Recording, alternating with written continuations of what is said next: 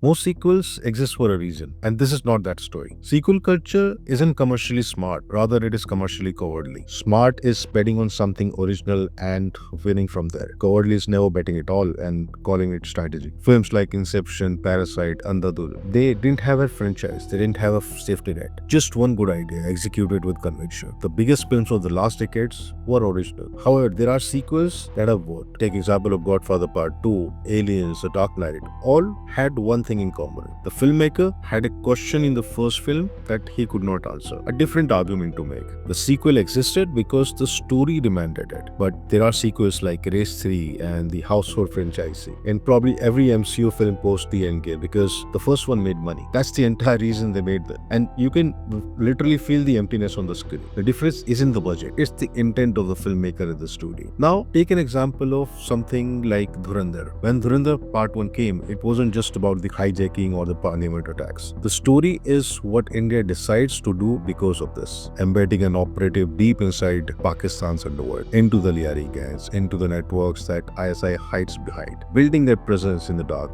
over the years. Whereas Part 2 is more of a homecoming. Hamza coming back to finish it, to take the control of Liari from inside and breaking the terror network from the root, while also focusing on just Kirat's arc. Aditya Dhar will go back because the Part 1 made money. He went back because the story wasn't done, and it was one complete movie broken into two. That's why it made sense. Most sequels don't have that reason. They have a release date, and you can feel it every single time. What's your popular take on the sequels? Comment down below. I think about it.